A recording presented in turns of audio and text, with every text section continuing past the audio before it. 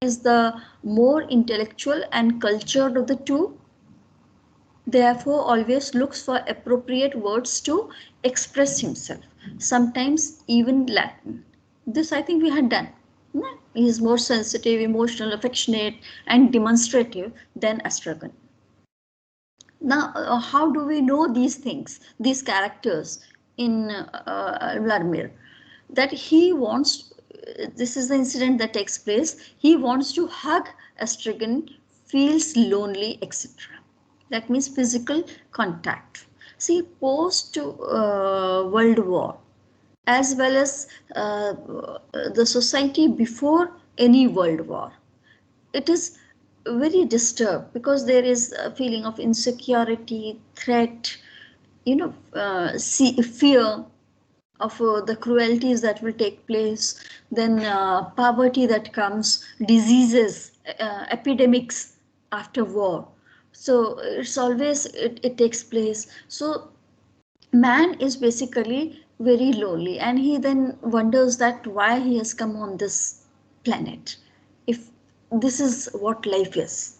So with this theme, this play has been written.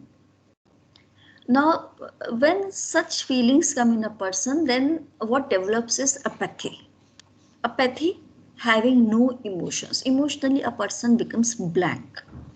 But in this world, maybe we see that emotions are not totally blank. He wants that physical contact. He wants hugging. He wants that contact, touching. And he feels lonely without a friend, without anyone with whom he can share his life. Right? So this is what is there in this character. So but when they discuss the idea of hanging themselves, they are contemplating suicide also in the last part of when they are tired of waiting and Godot doesn't turn up.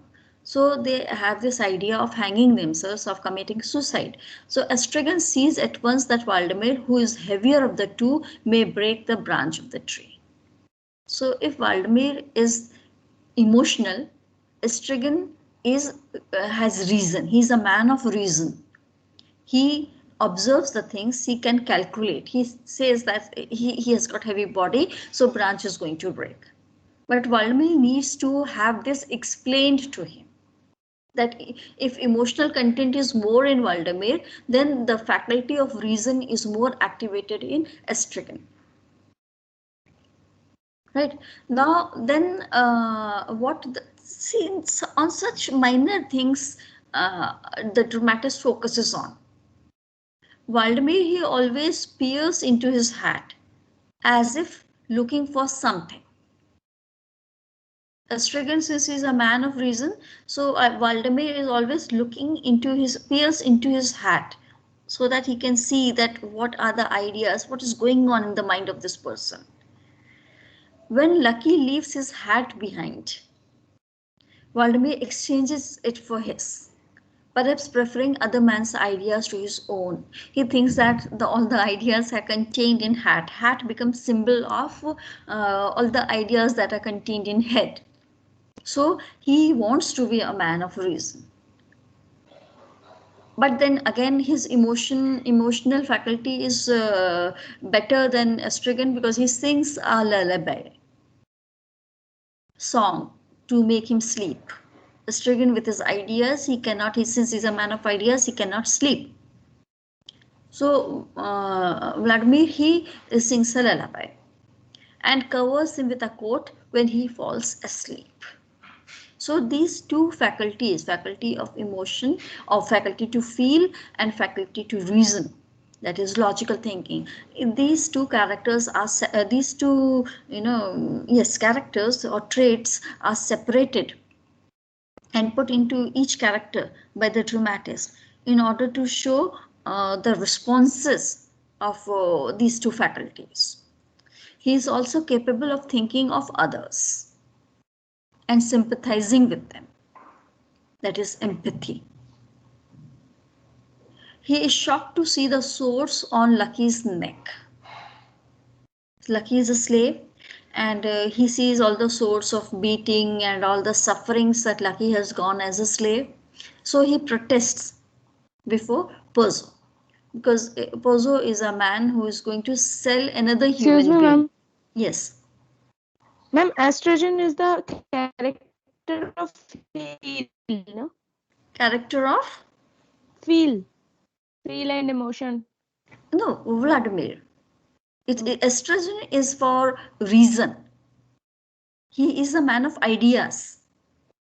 Okay, so reason is his faculty, his strength.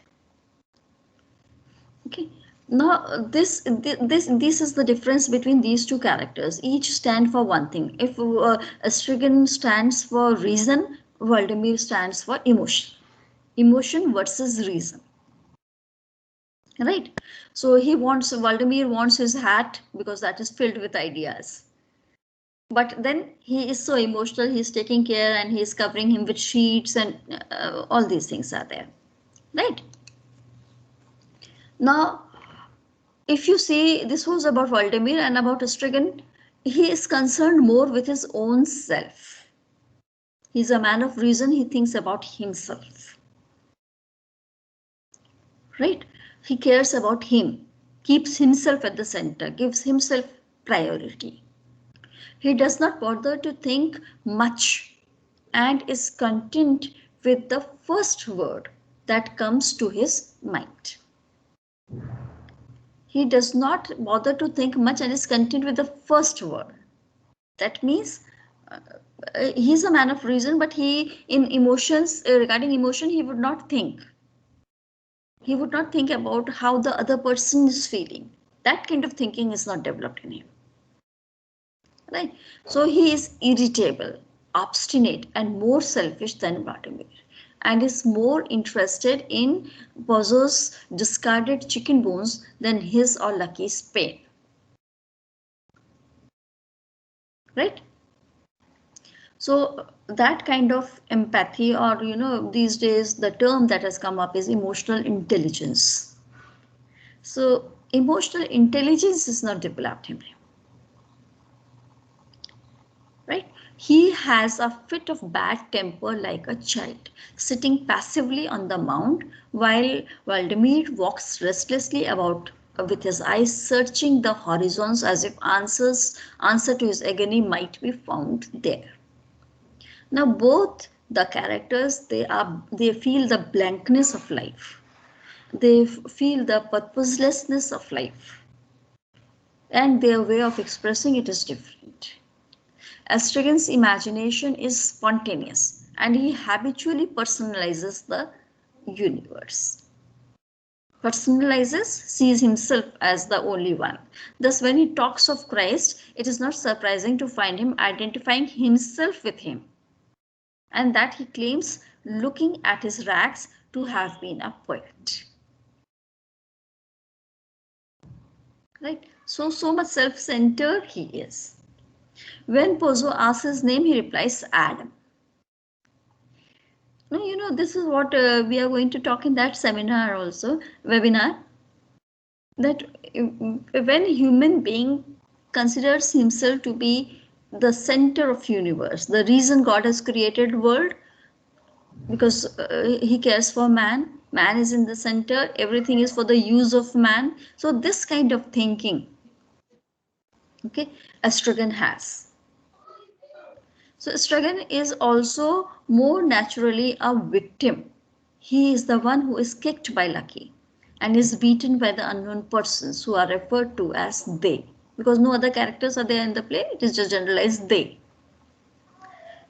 Okay, with his all the tantrums and all the, when he wants to keep himself in the center, he wants to make himself visible, he is so obstinate. So these things happen with him. He cannot stay at the periphery. In Act 1, he struggles to get his feet into his boots. After interval, they are replaced by a pair a little too large. Finally, Estrigan is closer to timelessness than Vladimir. Is closer to timelessness. Timelessness means, when something is happening in life, then it seems that time is moving. Okay, but when there's no purpose, no meaning, there's no, development around, it seems life is timeless. It goes on and on. So he's closer to timelessness than Vladimir. All landscapes are now same to him. And timelessness are denoted as regular and go. Timelessness. Hmm. Timeless, something that never ends with Hmm. time. It goes on and on. Timelessness, the Like in the quality regular of, basis. uh, no, regular, when you say something regular, that means there's some progress, some development that is taking place. Right? Something is performed in that regular state. But timelessness shows no movement, no action. Constant. Being, yes, being regular shows some kind of action, but timelessness Yes, is ma'am. something that never ends. Right? So all landscapes are now the same to him, and his memory is incapable of reaching back even to the previous day. Things are all same, so he does not keep anything in his memory. It's all blank. Right? So this kind of sadness, gloominess, despair, desolation, all these words, they come in mind while you are reading the play. Okay. Nothingness, right? That is also the word. The two trams are two distinct individuals and are similar as well as contrast to each other. They are different, yet they are same, because both are purposeless. They find life meaningless. There is a vacuum in their life, there is blankness, that is the similarity. But there is contrast also, that we have discussed. One, there's some kind of reason, the other is and emotionally blank, other is emotional, but then he doesn't have any ideas. So Valdemir's preoccupation is mental and Astragan's is physical. Now here, what is meant by mental and physical?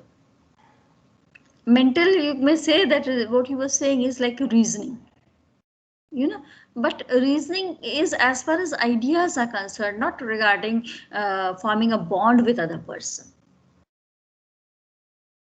right? So this sorry, for physical it is like this. And Waldemar's preoccupation is mental. Mental means mind. Here mind means emotions, not ideas as much.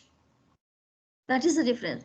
That means, like, there are people who can see the basic things in the life, that is physical, practicality or being pragmatic. So that kind of thing you can be associated with estrogen. But Waldemar, he is emotional, so he doesn't have Mental. yeah, that is mental. So Yes, Estrigan ma'am. claims to have been a poet.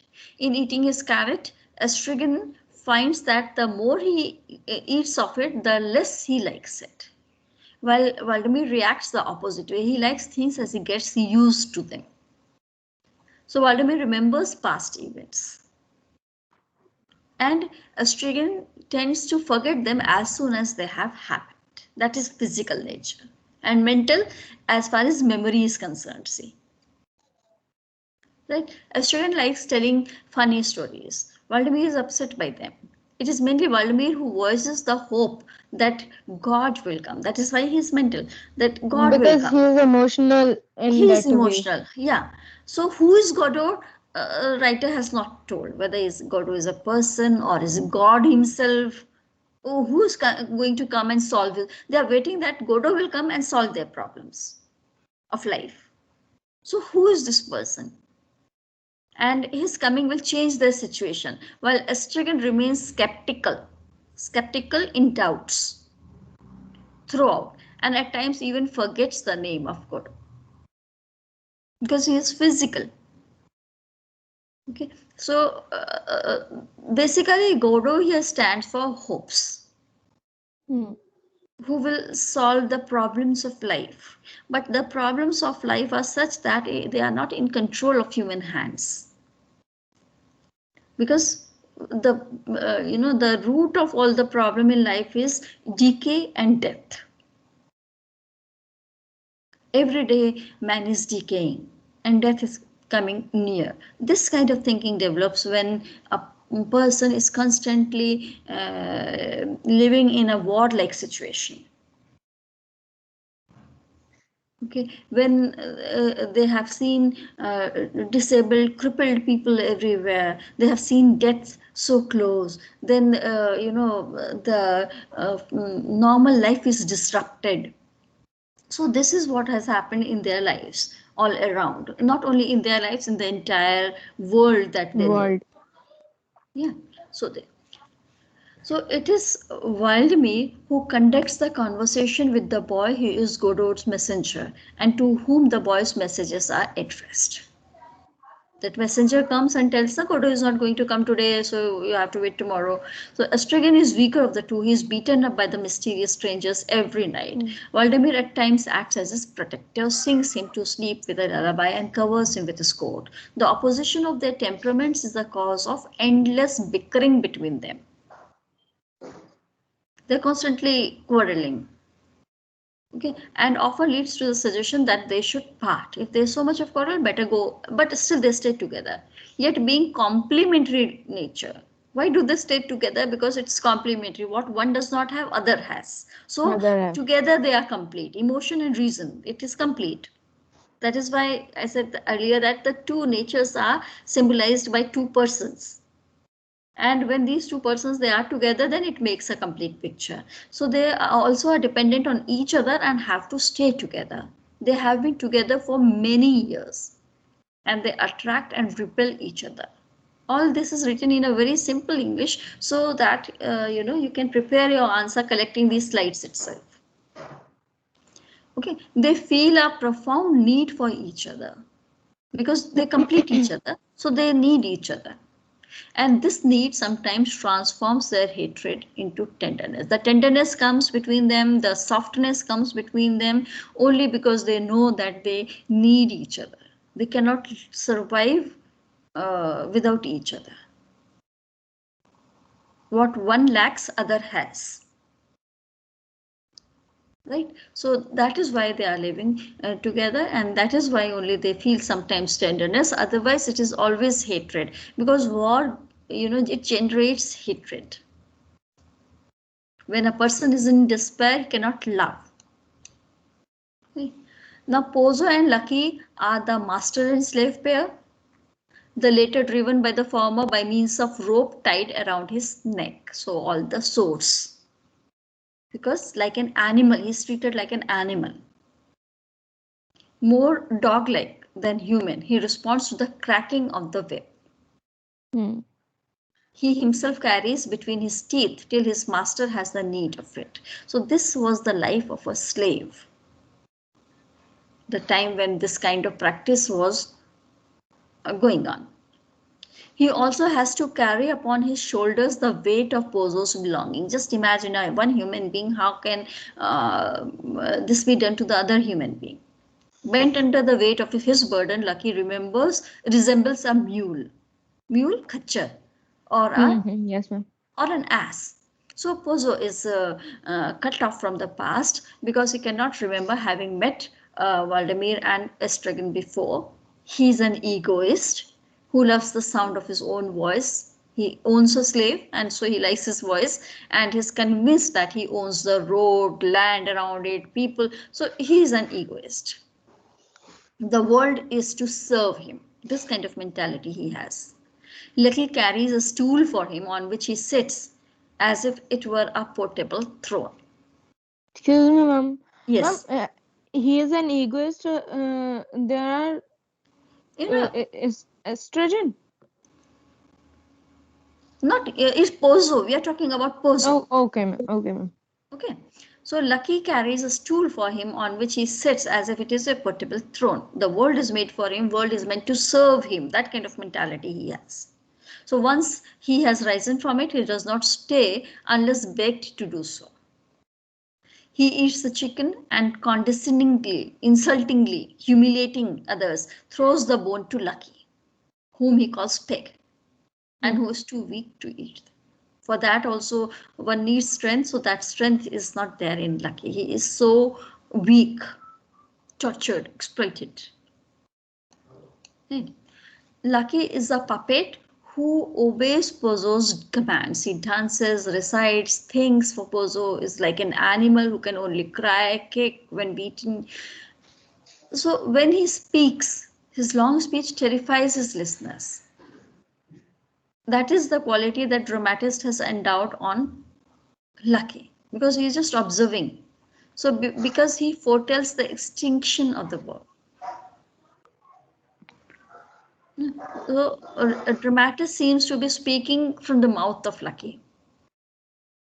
Valdemar seizes Lucky's hat, flings it on the ground, tramples on it, steps on it, shouting that he has put an end to Lucky's thinking. Now, no more of thinking, no more of your ideas, no more talking about the end of this world. Right? Pozo does not carry out his intention of selling Lucky, and when we next see him, Lucky still carries the burden, but is dumb. Pozo has lost his sight strength. The rope linking the two is shorter, symbolizing the increasing dependence of the master on the servant. Because Servant. Pozo himself is now blind. This we see in the last part of the play, Act 2. So this was Godot. We have to do this. We'll be doing in our next class, and I think in the next class we would be completing our this play.